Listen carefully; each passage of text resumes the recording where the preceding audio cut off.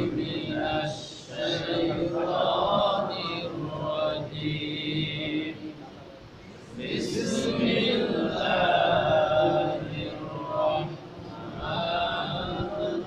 الرحيم يا أيها الذين آمنوا اتقوا الله حق تقاته ولا تموتن إلا وأنتم مسلمون صدق الله العظيم سورة آل ইমরান 102 নম্বর আয়াত কোরআনে কারীমের 3 নম্বর সূরা কয় নম্বর সূরা 3 নম্বর সূরা এই সূরার মধ্যে 200টা আয়াত আছে 200টা আয়াতের মধ্য থেকে আমি তেলাওয়াত করেছি মাত্র একটা আয়াত আয়াতের সিরিয়াল নাম্বার হচ্ছে 102 কত নাম্বার 102 আল্লাহ তাআলা এই সূরার ভিতরে নাজিলের ধারাবাহিকতায় 60টা ভাষণ উল্লেখ করেছেন 60টা ভাষণ দিয়েছেন তার মানে 1 নম্বর আয়াত থেকে 200 নম্বর আয়াত পর্যন্ত ধারাবাহিকতায় নাজিলের প্রেক্ষাপট থাকে 60টা বিশেষ বিষয়কে সামনে নিয়ে আল্লাহ তাআলা এই সূরাতুল আল ইমরান নাযিল করেছেন আমরা যেইখান থেকে আলোচনা করেছি এইখান থেকে সূরার শেষ পর্যন্ত নাযিল হয়েছে ইসলামের ইতিহাসে দ্বিতীয় যুদ্ধ হচ্ছে উহুদ যুদ্ধ কোন যুদ্ধ উহুদ যুদ্ধ ইসলামের ইতিহাসে মুসলমানদের প্রথম যুদ্ধের নাম আছে বদরের যুদ্ধ কোন যুদ্ধ বদরের যুদ্ধ আর ইসলামের ইতিহাসে মুসলমানদের জন্য দ্বিতীয় যুদ্ধের নাম হচ্ছে উহুদ যুদ্ধ এই উহুদ যুদ্ধের পর এইখান থেকে এই সূরার শেষ পর্যন্ত একটা বিষয়কে কেন্দ্র করে নিয়ে আল্লাহ তাআলা আয়াতগুলো নাযিল করেছেন এই সূরার নাম হচ্ছে সূরাতুল আল ইমরান নাম কি আল ইমরান নামকরণ হিসেবে আল্লাহ তাআলা এই আল ইমরান নামকরণ করেছেন বিশেষ একটা উদ্দেশ্য নিয়ে আল্লাহ বলতেছেন ইন্নাল্লাহ হাসতাফা আদম নূহা ওয়া আলা ইব্রাহিম ওয়া আলা ইমরান আলাল আলামিন নিশ্চয় আমি আদম নূহ ইব্রাহিম আর ইমরানের পরিবারকে तमाम পৃথিবীর মানুষদের জন্য বাছাই করে নিয়েছি জোরে বলেন সুবহানাল্লাহ তার মানে এই চারটি বংশের নামে আল্লাহ তাআলা উল্লেখ করলেন যে আদম নূহ ইব্রাহিম আর ইমরানের পরিবারকে तमाम পৃথিবীর মানব জাতির জন্য বাছাই করেছেন নেতৃত্ব দেওয়ার জন্য तमाम পৃথিবীর মানব জাতিকে বাছাই করেছেন নেতৃত্ব দেওয়ার জন্য এই 60টা পরিবার থেকে আল্লাহ তাআলা যুগে যুগে নবী প্রেরণ করেছেন রাসূল প্রেরণ করেছেন আর তারা পৃথিবীতে মানব জাতির কল্যাণের জন্য আল্লাহর পক্ষ থেকে নাজিল হওয়া রিসালাতের দায়িত্ব কাঁধে তুলে নিয়ে মানব জাতির কল্যাণের জন্য যুগের পর যুগ মাসের পর মাস বছরের পর বছর কাজ করে গেছে এমনি করে এই মানব জাতি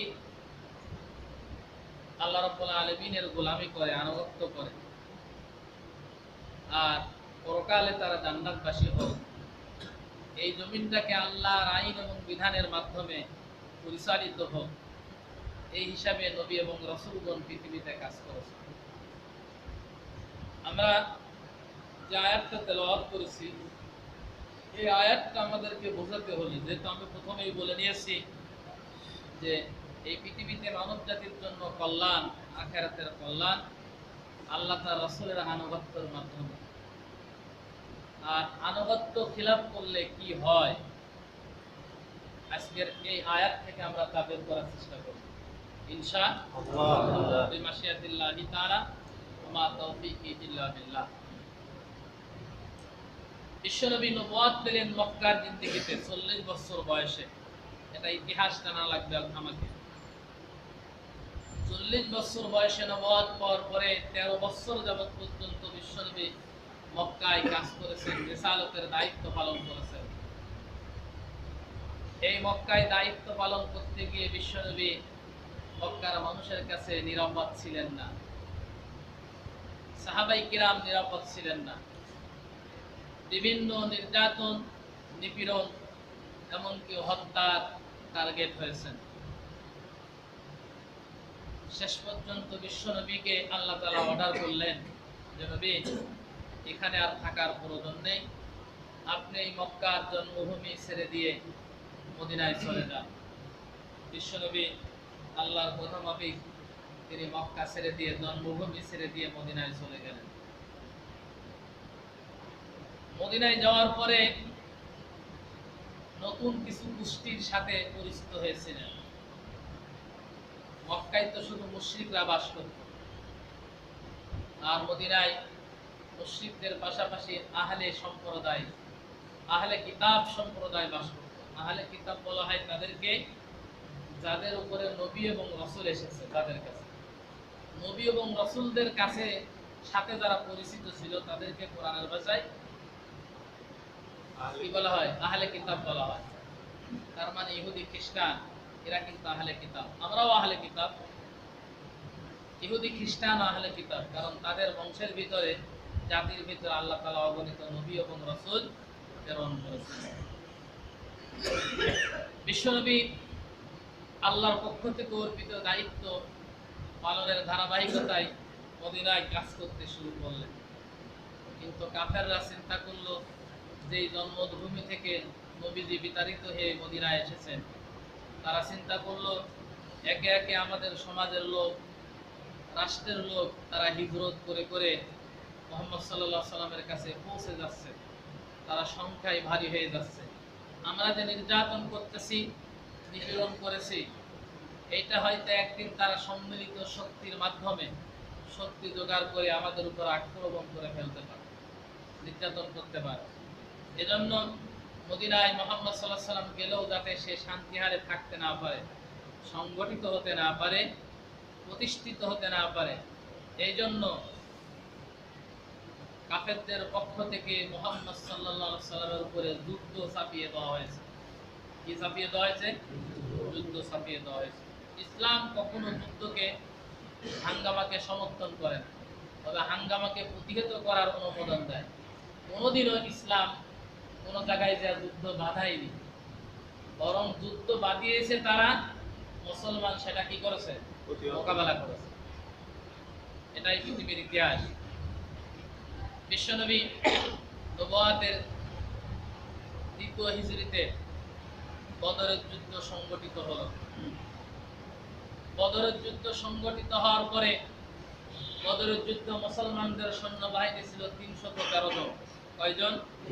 313 জন। আর কাফেরদের সৈন্যবাহিনী ছিল 1000। কাফেরদের সৈন্যবাহিনী কমান্ডার ইন চিফ ছিলেন স্বয়ং আবু জেহেল, আর মুসলমানদের 313 জন মুজাহিদের কমান্ডার ইন চিফ ছিলেন স্বয়ং বিশ্বনবী মুহাম্মদুর রাসূলুল্লাহ সাল্লাল্লাহু আলাইহি ওয়াসাল্লাম। যুদ্ধ বেঁধে গেল। বিশ্বনবী বদরের প্রান্তে আল্লাহর কাছে দোয়া করলেন। আবু জেহেলও দোয়া করেছিল। আবু জেহেল কাবা শরীফ ধরে দোয়া করেছিল। কাবা শরীফের চতুর্পাশে দাঁড়িয়ে, সৈন্য সমান্তরগুলো দাঁড়িয়ে, স্বয়ং আবু জেহেল কাবার মুনতাজামের সামনে দাঁড়িয়ে। কাবার মুনতাজাম ওই জায়গাকে বলা হয়, দরজাকে মুনতাজাম বলা হয়। নবীজি বলেছেন যে কাবার মুনতাজামের সামনে দাঁড়িয়ে যে কোনো ব্যক্তি আল্লাহর কাছে দোয়া করবে, সে গুনাহগার ব্যক্তি হলেও আল্লাহ ওই বান্দার দোয়া কবুল করে নেবেন। এটা নবীজি বলেছেন। মুনতাজামের সামনে দাঁড়িয়ে আবু জেহেল দোয়া করলো, আল্লাহ তাআলা মুহাম্মাদের বিরুদ্ধে যুদ্ধ যুদ্ধই যাচ্ছি, যেই দলটা হক তুমি তাদেরকে বিজয় দান করো। দল হক কোনটা? আল্লাহ। মুহাম্মাদের দল হচ্ছে হক, আর আবু জাহেলের দল কি? বেহক। মানে আমি আমার ভাষায় বলছি আর কি, বোঝানোর জন্য আপনাদের। আবু জাহেল কিন্তু দোয়া খারাপ করেনি, ভালো দোয়াই তো করেছে নাকি? সে নিজে দাবি করতো আমি হকের উপরেই আছি, সে দাবি করতো আমি হকের উপরেই আছি। এই জন্য কাবার মুনতাজামের সামনে দাঁড়িয়ে আবু জেহেল দোয়া করলাম। আবু জেহেল কাবার মুতাওয়াল্লি ছিল, যে আবু জেহেলের ঘর বাড়ির উপরে সৌদি গভর্নমেন্ট কি করেছে, পরবর্তী সময় পায়খানা বানিয়ে দিয়েছে। কি বানিয়ে দিয়েছে? যে সকল হাজী সাহেবগণ হজ করতে যান, একবার হলো ওইখানে যে আপাতত ক্লিয়ার হয়ে আসে না। আল্লাহ তাআলা কিয়ামত পর্যন্ত এই লোকটার উপরে অপমান চাপিয়ে দিয়েছে। এই লোকটা দোয়া করতেছেন, ওই দোয়াটা সূরাতুল আনফালের 32 নম্বর আয়াতে আছে। ওয়া ইয কাউলুল্লাহুম্মা ইন কানা হাযা হুয়াল হক ফাআমতির আলাইনা হিজারাতাম মিনাস সামাই আও ইতিনা বিআযাবিন আলীম। আল্লাহর কাছে দোয়া করতেছে, আল্লাহ মুহাম্মাদের সাথে যুদ্ধই যাচ্ছি, মুহাম্মাদের বিরুদ্ধে যেই দল হক সেই দলের উপরে তুমি তাকে বিজয় করো, যে দল বেহক তার উপরে ওই আকাশ থেকে প্রস্তর বর্ষণ করে তাদেরকে ধ্বংস করে দাও। আবু জেহেল যে দোয়াটা করেছে সাথে সাথে মঞ্জুর হয়ে গেছে। ওই কথাটা সূরাতুল আনফালের 32 নম্বর আয়াতে আছে, দেখবেন। যুদ্ধই গেল, বিশ্বনবী অংশগ্রহণ করলেন, বদরের প্রান্তে আল্লাহর কাছে হাত তুললেন। আল্লাহর কাছে হাত তুলে বললেন, আল্লাহ মুসলিময় কিছু লোক আমরা এই বদরের প্রান্তে এসেছি, তুমি আমাদেরকে আশ্বাস দিয়েছো বিজয়ের। এই মুষ্টিময় এই মানে অত্যাধুনিক অস্ত্রের সামনে তদানীন্তন সময়ে আমাদের কোনো অস্ত্র নাই, কোনো কিছু নাই, জনবল নাই। এরকম মুষ্টিময় কিছু লোক এতবার একটা শক্তিধর লোকদের সাথে, সেনাবাহিনীর সাথে যুদ্ধ করতে এসেছি। এই মুহূর্তে যদি আমাদের বিজয় দান না করো, তাহলে এই পৃথিবীতে কালেমার পতাকা ওড়াবার মতো আর কেউ থাকবে না। আল্লাহ দোয়া কবুল করলেন, বিজয় দান করা হবে। বদরের ময়দানে যুদ্ধ চলাকালীন অবস্থায় মুহূর্তের ভিতরে ৭০ জন কাফের নিহত হয়ে গেল, আর ৭০ জন কাফের বন্দী হয়ে গেল। মুসলমানদের পক্ষ থেকে ১৪ জন মুসলমান শাহাদাত বরণ করলেন। শেষ পর্যন্ত বিশ্বনবী সহ সাহাবায়ে কেরাম বদরের যুদ্ধে জয়লাভ করলেন। জোরে বলেন সুবহানাল্লাহ। এই যে জয়লাভ করলেন আর কাফেররা পরাজিত হলো, যে ৭০ জন নিহত হয়েছে, ওই ৭০ জন লোক মক্কার সবচেয়ে বড় বড় লিডার। মক্কার সবচেয়ে বড় বড় কি লিডার? ওই লিডারের ভিতরে আবু জেহেল ছিল। আবু জেহেল রাষ্ট্রনায়ক, তিনি কাবার মুতাওয়াল্লি। তিনি বদরের প্রান্তরে এসে সামান্য 2 জন একটা ছোট্ট যুবকের হাতে নিহত হয়ে গেলেন, মাজ আর মুয়াজের হাতে। ছোট্ট 2 ভাই তার হাতে নিহত হয়ে গেলেন। এরপরে মুসলমানরা মদিনায় ফেরত আসলো, কাফেররা যারা পালাতে পেরেছে তারা মক্কায় চলে গেল। তারা যে আক্রান্ত হয়েছে, এই আক্রান্ত প্রতিশোধ নেওয়ার জন্য তারা 1 বছরের ভিতরে অর্থবল, জনবল, অস্ত্রবল সব কিছু তারা জোগাড় করেছে।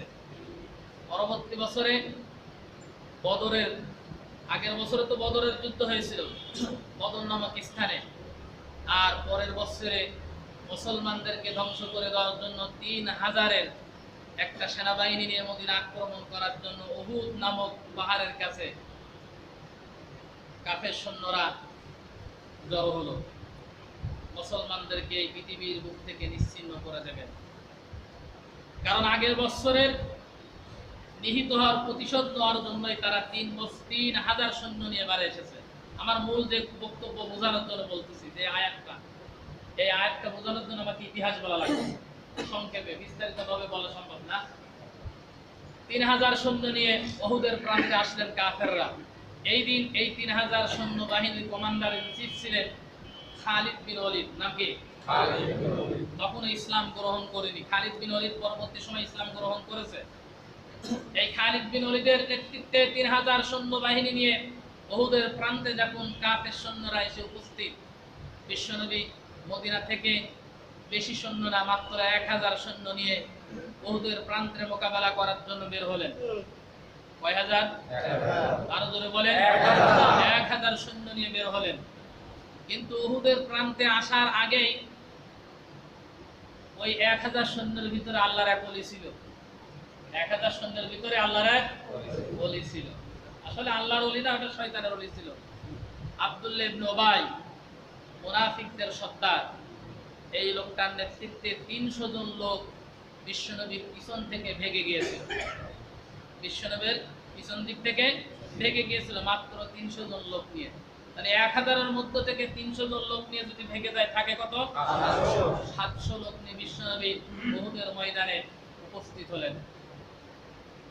মাত্র 700, আর কাফের সৈন্যরা মাত্র কত? 3000। যুদ্ধ হবে উহুদের প্রান্তে। বিশ্বনবী দোয়া করলেন, কাফেররা প্রস্তুতি নিয়েছে, ওই বদরের প্রতিশোধ তারা দিতে এসেছে। যুদ্ধ বেঁধে গেল। বেঁধে যাওয়ার আগে বিশ্বনবী 50 জন তীরন্দাজ সাহাবীকে দায়িত্ব দিলেন। উহুদের পাহাড়ের পাদদেশে একটা গিরি গুহা ছিল, গিরিপথ ছিল। ওই গিরিপথের উপরে দায়িত্ব দিয়ে দিলেন এই 50 জন সাহাবীকে, যে যত সময় পর্যন্ত আমি তোমাদেরকে অর্ডার না করব, তত সময় পর্যন্ত তোমরা এই গিরি পথটাকে তোমরা ছেড়ে দেবে না। আর ওই 50 জন সাহাবী এতই তীক্ষ্ণ বুদ্ধিমান ছিলেন, তীর চালানোর ব্যাপারে তীর ছুড়লে কোনোটা মিস যেত না। যুদ্ধ নকৌশল জানতো অত্যন্ত ভালো। এজন্য বাছাই করে করে মাত্র 50 জন সাহাবাকে ওই গিরিগুহার পথের উপরে দাঁড় করিয়ে দিলেন। নবীজি তাদেরকে নির্দেশ প্রদান করলেন, তোমরা যদি দেখো আমাদেরকে আকাশের শকুনরা এসে আমাদের গোশতকে ছিঁড়ে ছিঁড়ে খেয়ে ফেলতেছে, খবরদার, তারপরেও তোমরা এই গিরিগুহার পথকে ছেড়ে দিয়ে আমাদের কাছে চলে যাবে না। এক কথায়, আমার অনুমতি না নেওয়া পর্যন্ত, না আসা পর্যন্ত তোমরা এই গিরিগুহার পথটাকে ছেড়ে যাবে না। এই কথা নির্দেশ দিয়ে বিশ্বনবী 50 জন সাহাবাকে ওই গিরিগুহার পথের উপরে দাঁড় করিয়ে দিলেন। 700 জনের ভিতরে কয়জন গেল? আর থাকলো কয়জন? 650 জন নিয়ে বিশ্বনবী এবারে 3000 সৈন্যবাহিনীর সামনে মোকাবেলা করবেন। যুদ্ধ বেঁধে গেল। যুদ্ধের প্রথম পর্যায়ে কয়েক মিনিটের ভিতরে কাফেরদের 14 জন সৈন্য নিহত হয়ে গেল, মুসলমানরা নিহত হয়নি। এখন কথা, যুদ্ধ চলতেছে। খুব খেয়াল করেন, আমি আয়াতটা বোঝানোর জন্য ইতিহাস বলতেছি, গল্প বলতেছি। যুদ্ধ যখন বেঁধে গেল, বেঁধে যাওয়ার সাথে সাথে কয়েক মিনিটের মাথায় কাফেররা 14 জন নিহত হয়ে গেছে, মুসলমান একজনও নিহত হয়নি। এই বিপর্যস্ত দেখে কাফের সৈন্যরা মুসলমানদের থেকে পালাতে শুরু করল। ওরা 3000, মুসলমানরা কয়জন? 650। কাফেররা 3000। এই 3000-এর নেতৃত্ব দিচ্ছে খালিদ বিন ওলীদ। ত্রিমুখী কোন রণকৌশল যার ভিতরে আছে। আল্লাহ তাআলা খালিদ বিন ওলীদকে পরবর্তী সময় ইসলামের জন্য কবুল করেছিলেন। এই খালিদ বিন ওলীদের হাতে মুসলিম মিল্লাতের, মুসলিম ইতিহাসে বড় বড় রাষ্ট্র বিজয় হয়েছিলেন খালিদ বিন ওলীদের হাতে। তিনি একজন বড় পালোয়ান ছিলেন, যুদ্ধবিদ ছিলেন। আল্লাহ তাআলা তাকে ইসলামের জন্য পরবর্তী সময় কবুল করেছিলেন। এরকম একজন রণকৌশল সেনাপতি থাকার পরও সামান্য 650 লোকের হাতে এমন পিটানি খেলেন, শেষ পর্যন্ত ময়দান ছেড়ে দিয়ে পালিয়ে যেতে বাধ্য হলেন। এটা তো প্রথম পর্যায়ের ঘটনা। তারা উহুদ পাহাড়ের পাদদেশ দিয়ে পিছন দিকে চলে গেলেন। প্রথমত অবস্থায় এই দৃশ্যটা দেখে মুসলমানরা আনন্দিত হলেন যে আমাদের এই যুদ্ধ, আজকের এই যুদ্ধটা আমাদের পক্ষে বিজয় হয়ে গেছে। তাই মুসলমান, তার মানে সাহাবী, বিশ্বনবীর সাথে থাকা সাহাবীরা আনন্দিত হয়ে তারা যুদ্ধর সকল কিছু ফেলে রেখে কাফেরদের গনিমতের মাল খোঁটার জন্য তারা লেগে গেলেন। গনিমতের মাল খুঁটতেছে। আর এই গনিমতের মাল খোঁটা দেখে ওই যে 50 জন সাহাবীকে আল্লাহ রাসূল দায়িত্ব দিয়েছিলেন, ওই 50 জন সাহাবী চিন্তা করলেন, ওরা গনিমতের মাল খুঁটতেছে, আমরা বসে থাকবো কেন? আমরাও যাই গনিমতের মাল খোঁটার জন্য। কিন্তু আল্লাহ রাসূলকে অনুমোদন দিয়েছিলেন? তাদেরকে নিষেধ করেছিলেন যে আমার অনুমতি ছাড়া খবরদার এই গিরিগুহার পথ তোমরা ছেড়ে দেবে না। কিন্তু তারা ওই কথা ভুলে গেল। কয়েকজন সাহাবীদের ভিতরে বিষয় নিয়ে কথা কাটাকাটি হলো যে নবীজি আমাদের এখান থেকে যেতে নিষেধ করেছেন। বললো, না দেখো গনিমতের মাল খুঁটতেছে, আর কোনো সমস্যা নেই, যুদ্ধ আমরা বিজয় হয়ে গেছি। বিশ্বনবীর কথাকে অপেক্ষা করে 50 জন সাহাবী গনিমতের মাল করতে শুরু করেছে। এমন তো অবস্থায় খালিদ বিন ওলীদ পিছন দিক থেকে লক্ষ্য করলেন এই উহুদ যুদ্ধ, উহুদ পাহাড়ের পাদদেশে যে গিরিগুহা আছে, গিরিপথ আছে, এই পথটা মুসলমানরা ছেড়ে দিয়েছে। সুতরাং আমরা পিছন দিক থেকে যদি আক্রমণ করি তাহলে বিজয় হওয়া সম্ভব। খুব দ্রুত গতিতে খালিদ বিন ওলীদের নেতৃত্বে 3000 সৈন্যবাহিনী নিয়ে এই মুসলমানদের 650 বা 700 সৈন্যর উপরে ঝাঁপিয়ে পড়লেন। আর মুহূর্তের ভিতরে এক কেন নয়, দুই কেন নয়, একজন নয়, দুইজন নয়, 70 জন মুসলমান শহীদ হয়ে গেলেন। কতজন? 70 জন। 100 জন মুসলমান সাহাবা আহত হলেন। স্বয়ং কমান্ডার ইন চিফ মুসলমানদের পক্ষে বিশ্বনবী মুহাম্মদ রাসূলুল্লাহ সাল্লাল্লাহু আলাইহি সাল্লাম আহত হয়ে গেলেন। তার হেলমেট ভেঙে মাথার মধ্যে পুড়ে গেল, গেঁথে গেল। সামনের দাঁতটা ভেঙে গেল। বিশ্বনবী অচেতন অবস্থায় একটা গর্তের ভিতরে পড়ে গেলেন। বিশ্বনবীকে বাঁচাবার জন্য হযরত তালহা রাদিয়াল্লাহু তাআলা আনহু তিনি বিশ্বনবীর সামনে বুক পেতে দিয়েছিলেন। আমরা হাদিসে এবং তাফসিরে দেখেছি হযরত তালহা রাদিয়াল্লাহু তাআলা আনহু বিশ্বনবীকে বাঁচাবার জন্য যখন বুক পেতে দিয়েছেন, কাফেররা তীর নিক্ষেপ করেছে, বল্লম নিক্ষেপ করেছে, বর্ষা নিক্ষেপ করেছে। সেই বর্ষা তীরের সংখ্যা ছিল একটা দুইটা নয়, প্রায় 80টা তীর তার শরীরের ভিতরে বিদ্ধ হয়েছিল। তাহলে বিশ্বনবীর কিরকম ভালোবাসা বাসত তারা। নিজের জীবনকে উৎসর্গ করে বিশ্বনবীকে বাঁচানোর জন্য নিজের শরীরকে ঢাল বানিয়ে দিয়েছে সামনে। চতুর্দিকে রব ছড়িয়ে গেল, বিশ্বনবী মুহাম্মদ সাল্লাল্লাহু আলাইহি সাল্লাম নিহত হয়ে গেছে, মৃত্যুবরণ করেছে। কাফেররা বিজয় মনে করে তারা যুদ্ধের ময়দান থেকে সরে পড়েছে। ইতিমধ্যে 3 জন সাহাবা বিশ্বনবীকে এসে ধরলেন। ক্লান্ত অবস্থায়, দুর্বল অবস্থায় বিশ্বনবীকে ট্রিটমেন্ট দেওয়ার জন্য, সুস্থ করার জন্য পাহাড়ের পাদদেশে একটা নিরাপদ জায়গায় নিয়ে যাওয়ার জন্য চেষ্টা করতেছিলেন। বিশ্বনবীর এই বেহাল দশা দেখে বিশ্বনবীর বেহাল দশা দেখে পাহাড়টা থরথর করে সময় কাঁপতেছিল। তখন বিশ্বনবী ভবিষ্যৎবাণী করলেন, উসকুতিয়া জিবাল ফাইন্না আলাইকা নাবিয়্যাল্লাহ সিদ্দীকিন ওয়াশ শুহাদাইন। বিশ্বনবী বললেন, ও পাহাড় থেমে যাও, তোমার উপরে একজন নবী আছে, একজন সিদ্দিক আছে, আর 2 জন শহীদ আছে তোমার উপরে। আল্লাহ নবীর এই কথার সাথে সাথে পাহাড় থরথর করে কেঁপে যাওয়া থেমে গিয়েছে। বিশ্বনবী 30 বছর আগে ভবিষ্যৎবাণী করেছেন, সেই 30 বছর, এই ভবিষ্যৎবাণীটা 30 বছর পরে গিয়ে বাস্তবায়ন হয়েছে। কিছুদিন পরে গিয়েই বাস্তবায়ন হয়েছে। সম্মানিত ভাইরা, এটা আমার বোঝানোর মূল বিষয় না, শুধু ইতিহাস আকারে বলার জন্য যে আয়াতটা তেলাওয়াত করেছি সংক্ষেপে আজকের আলোচনা করার জন্য এই কথাগুলো আমি আপনাদের সামনে উপস্থাপন করলাম। কি কারণে? এই যে 100 জন লোক আহত হলো আর 70 জন লোক নিহত হলো, শহীদ হয়ে গেল, স্বয়ং বিশ্বনবীর হেলমেট ভেঙে মাথার মধ্যে ভরে গিয়েছে, দাঁত ভেঙে গিয়েছে। মদিনায় সকল পরিবারে কান্নার রোল চলতেছে। কারোর বাপ নিহত হয়েছে, কারোর সন্তান নিহত হয়েছে, কারোর ছেলে নিহত হয়েছে, কারোর চাচা নিহত হয়েছে, কারোর দাদা নিহত হয়েছে। মদিনার গলিতে গলিতে সকলের ঘরের ভিতরে কান্নার রোল চলতেছে।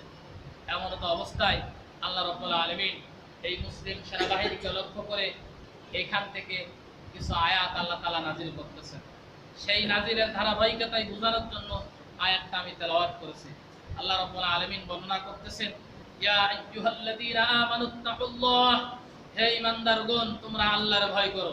কার ভয় করো? আল্লাহর ভয় করো। হাক্কা তুকাতিহি, হক আদায় করে যথাযথভাবে তোমরা আল্লাহর ভয় করো। ওয়ালা তামুতুন্না ইল্লা ওয়া আনতুম মুসলিমুন, আর তোমরা মুসলিম না হয়ে মৃত্যুবরণ করো না। এই কথাটা আল্লাহ তাআলা আয়াত আকারে নাযিল করলেন। এখন প্রশ্নটা হচ্ছে, আমি যেটা বোঝানোর জন্য আপনাদেরকে বলেছি, 100 জন মুসলমান আহত হলেন আর 70 জন মুসলমান শাহাদাত বরণ করলেন, স্বয়ং বিশ্বনবী আহত। মায়ের খাওয়ার পরে আল্লাহ তাআলা মুসলমানদেরকে ডাক দিয়ে এবারে বর্ণনা করতেছেন, ইয়া আইয়ুহাল্লাযীনা আমানু, হে ঈমানদারগণ তোমরা আল্লাহর ভয় করো। কথাটা কিরকম হলো? আমি মাঝে মাঝে বোঝানোর সময় এই কথাটা এরকম বলে থাকি যে আপনার পরিবারে কোনো এক পরিবার থেকে আপনার পরিবারের উপর আঘাত আসলো, পরিবারে যে কজন সদস্য আছে সকলকে আস্থা মতো পিটানোর পরে ওরা চলে যাওয়ার সময় আপনারা বলতেছে, দেখ ভালো চলবে কিন্তু এখন থেকে। কথাটা ঠিক এরকম। 100 জন লোক আহত হয়েছে, 70 জন লোক নিহত হয়েছে, অথচ এই মুহূর্তে আল্লাহ তাআলা ওই ঈমানদারদেরকে উদ্দেশ্য করে বলতেছেন, ইয়া আইয়ুহাল্লাযীনা আমানুত্তাকুল্লাহ, হে ঈমানদাররা তোমরা আল্লাহরে ভয় করো, যথাযথভাবে আল্লাহরে ভয় করো। আল্লাহ তাআলা এই কথাটা কেন বললেন, কি কারণে বললেন, এর উদ্দেশ্যটা কি, লক্ষ্যটা কি? অথচ এখানে হওয়ার দরকার ছিল ইয়া আইয়ুহাল্লাযীনা কাফারু আমানুত্তাকুল্লাহ, হে কাফেররা তোমরা আল্লাহরে ভয় করো। এই কথাটা এরকম মানানোর দরকার ছিল, কিন্তু আল্লাহ তাআলা কাফারু শব্দটা ব্যবহার না করে বললেন ইয়া আইয়ুহাল্লাযীনা আমানু, হে ঈমানদাররা তোমরা আল্লাহরে ভয় করো। কখন করছেন? কেবলমাত্র 100 জন লোক আহত আর 70 জন লোক নিহত। 70 জন লোক শাহাদাত বরণ করেছে আর 100 জন লোক আহত হয়েছে। এই আহত হওয়ার পরে, নিহত হওয়ার পরে এদেরকে সান্ত্বনা বাণী দিয়ে আল্লাহ তাআলা আয়াত নাযিল করতেছেন, ইয়া আইয়ুহাল্লাযীনা আমানুত্তাকুল্লাহ, হে ঈমানদাররা তোমরা আল্লাহর ভয় করো। এই কথা বলার কারণ কি? এই কথা বলার কারণটা হচ্ছে এই, বিশ্বনবী সাহাবাদেরকে সাথে নিয়ে উহুদের প্রান্তে গিয়েছিলেন আর 50 জন তীরন্দাজ সাহাবীকে বিশ্বনবী দায়িত্ব দিয়েছিলেন গিরিগুহার পথে। এই গিরিগুহার পথে বিশ্বনবীর দায়িত্ব দেওয়ার পরে বিশ্বনবীর অর্ডার ছাড়াই তারা গিরিগুহার পথকে পরিত্যাগ করেছিল। এই যে বিশ্বনবীর এই কথাটাকে অমান্য করার কারণে আল্লাহ তাআলা মুসলমান বাহিনীদেরকে আল্লাহ তাআলা এত বড় একটা বিপর্যয় দিয়েছিলেন। যদি গিরিগুহার এই 50 জন সাহাবী দাঁড়িয়ে থাকতো, তাহলে কিন্তু খালিদ বিন ওলীদের নেতৃত্বে 3000 বাহিনী মুসলমানদের উপর আক্রমণ করতে পারতো না। এটা আনুগত্যের খেলাফ ছিল। এটা কি কিসের খেলাফ ছিল? আনুগত্যের খেলাফ ছিল। এই সামান্যতম আনুগত্যের খেলাফকে আল্লাহ তাআলা পছন্দ করেন নাই। সামান্যতম আনুগত্যের খেলাফকে আল্লাহ তাআলা পছন্দ করেন নাই। পছন্দ না করার কারণে আল্লাহ তাআলা আয়াত নাযিল করে বলতেছে, হে ঈমানদাররা তোমরা আল্লাহর ভয় করো, যথাসাধ্যভাবে ভয় করো, আর মুসলিম না থাকা অবস্থায় তোমরা মৃত্যুবরণ করো না। এই কথাটা বলতেছেন কিন্তু স্বয়ং বিশ্বনবী সহ সকল সাহাবীদেরকে উদ্দেশ্য করে আল্লাহ তাআলা। এতটুকু আনুগত্য খিলাফ আল্লাহ তাআলা বরদাস্ত করেননি। এতটুকু আনুগত্য খিলাফ আল্লাহ তাআলা বরদাস্ত করেননি যে কোন নবীর কথা কোন সাহাবা আনুগত্য খিলাফ করুক, এটা বরদাস্ত করেননি। বিধায় আল্লাহ তাআলা মুসলমানদের উপরে এত বড় একটা বিপর্যয় নামিয়ে দিয়েছিলেন। এখন আমার প্রশ্ন হচ্ছে, এখন তো পৃথিবীতে নবী নাই। পৃথিবীতে নবী আছে? এখন নবী নাই, কিন্তু নায়েবে নবী আছে এই পৃথিবীতে। এই পৃথিবীতে নায়েবে নবী আছে। আজকে মুসলমান জাতি আনুগত্য খেলাফ করার কারণে তামাম পৃথিবীতে সবচেয়ে এখন বিপর্যস্ত অবস্থায় আছে মুসলমান জাতি। এখন যে মনে করতেছে, যে যাহারা মনে করতেছে, তখন ইচ্ছা করে যতটুকু মনে করতেছে মুসলমান জাতির উপরে নির্যাতন করতেছে। আজকে মুসলমান জাতি যদি তাদের নির্দিষ্ট একজন নেতা থাকতো আর সেই নেতার আনুগত্য করত, তাহলে কাফেররা কিন্তু মুসলমানদের উপরে নির্যাতন করতে পারতো না। আনুগত্যবিহীন অবস্থায় এখন মুসলমান জাতি চলতেছে। এজন্য মুসলমান জাতি কখনো আনুগত্যবিহীন অবস্থায় তারা তাদের জীবন পরিচালনা করতে পারে না। আনুগত্যের মধ্যে থেকেই তারা তাদের জীবনকে পরিচালনা করবে। এই যে 102 নম্বর আয়াত থেকে 200 নম্বর আয়াত পর্যন্ত আল্লাহ তাআলা দিক নির্দেশনা দিচ্ছেন। 102 নম্বর আয়াতে তাদেরকে উদ্দেশ্য করে বর্ণনা করতেছেন, তোমরা আল্লাহকে ভয় করো যথাসাধ্য অনুযায়ী, এবং মুসলিম না হয়ে তোমরা মৃত্যুবরণ করো না। 3 নম্বর আয়াত আল্লাহ তাআলা আবার বলতেছেন, ওয়াতাসিমু বিহাবলিল্লাহি জামিয়া, তোমরা সবাই ঐক্যবদ্ধ হও। কি হও? ওয়ালা তাতাফাররাকু, এই ব্যাপারে তোমরা মতপার্থক্য তৈরি করো না। এটা আল্লাহর নির্দেশ।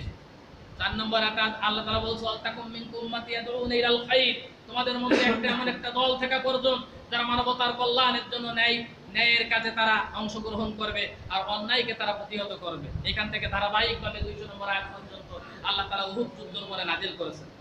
আমি যে জিনিসটা বোঝাতে চেয়েছিলাম সেটা হচ্ছে, আল্লাহর রাসূলের সামান্যতম আনুগত্য ফেল করলে যদি উহুদের প্রান্তে 70 জন লোক নিহত হওয়ার আগে 100 জন লোক আহত হওয়ার আগে, এখন বর্তমান পৃথিবীতে মুসলমানরা সবচাইতে বেশি আল্লাহ তার রাসূলের আনুগত্য ফেল করতেছে। এখন আল্লাহ তার রাসূলের আনুগত্যটা কি, এই জিনিসটাই এখন আমরা বুঝি না। না বোঝার কারণে আমাদের উপরে এরকম সমস্যা সৃষ্টি হয়েছে। কোরআন বহু জায়গায় আনুগত্যের কথা উল্লেখ করেছেন। আল্লাহ বলছেন, আতিউল্লাহ আতিউর রাসূল লাআল্লাকুম তুরহামুন, হে পৃথিবীর ঈমানদাররা তোমরা আল্লাহ তার রাসূলের আনুগত্য করো, আশা করা যায় তোমাদের উপরে আল্লাহ তাআলা রহম করবে। কি করবে? রহম করবে। আনুগত্য না থাকলে আল্লাহর পক্ষ থেকে কোনোদিন রহম আসে না, দয়া আসে না। যখনই কোনো মুসলিম জাতি আনুগত্য করবে তখনই আল্লাহর পক্ষ থেকে তাদের প্রতি অনুগ্রহ করা হবে, দয়া করা হবে। আর আনুগত্য থেকে কোনো মুসলমান জাতি যখন ছিটকে যাবে, আলাদা আলাদা হয়ে যাবে, গ্রুপিং হয়ে যাবে, তখন আল্লাহর পক্ষ থেকে তাদের উপরে কোনো রহমত থাকবে না। এজন্য মুসলমানদেরকে আনুগত্যশীল হতে হবে। আর সেই আনুগত্য হতে হবে একটা জিনিসের উপরে, আলা আলাহুল খালকু ওয়াল আমরু, সৃষ্টিদার আইনও চলবে কেবলমাত্র আল্লাহ। এই জিনিসের উপর আনুগত্য হতে হবে সবার কাছে। তাহলে কেবলমাত্র পৃথিবীতে আল্লাহর পক্ষ থেকে এই মুসলিম জাতির উপরে আল্লাহ তাআলা রহম করবেন। আজকের যে আলোচনা সংক্ষেপে, যেহেতু আমি প্রথমেই বলেছি যে মাইক নেই তো কথা বলতে কষ্ট হবে, এজন্য ভিন্ন বিষয় সম্পর্কে, যদিও আমাদের আজকের আলোচনার এই বিষয় ছিল না, সংক্ষেপে ভাবে আমি একটা সিম্পল ভাবে একটা দাস দেওয়ার জন্য আপনাদের সামনে দাঁড়িয়েছি আর কি। এত সময় ধরে যে জিনিসটা আপনাদেরকে বোঝালাম, উহুদের প্রান্তে এতবার সৈন্যবাহিনীর সামনে সামান্য অল্প একটু গিরিগুহার থেকে সরে গেলে এতটুকু অপরাধ করার কারণে মুসলমানদের উপরে যদি এত বড় বিপর্যয় আসে, আপনি এবারে চিন্তা করেন প্রতি মুহূর্তে আমরা আল্লাহ তার রাসূলের আনুগত্য করছি না। আল্লাহ আমাদেরকে যেভাবে চলতে বলেছেন, রাসূল আমাদেরকে যেভাবে চলতে বলেছেন, আমরা সেভাবে চলছি না। না চলার কারণে আমাদের উপরে বিভিন্ন ধরনের বালা মুসিবত, বিপদ আপদ, আমরা ঐক্যবদ্ধ না থাকার কারণে অন্য জাতি আমাদের উপরে চাপিয়ে দিয়ে যে নির্যাতন জুলুম হচ্ছে, আল্লাহ তাআলা আমাদের এই জিনিসটা বুঝে আমল করার তৌফিক দান করুন। আমিন। ওয়া আখিরু দাওয়ানা আলহামদুলিল্লাহি রাব্বিল আলামিন।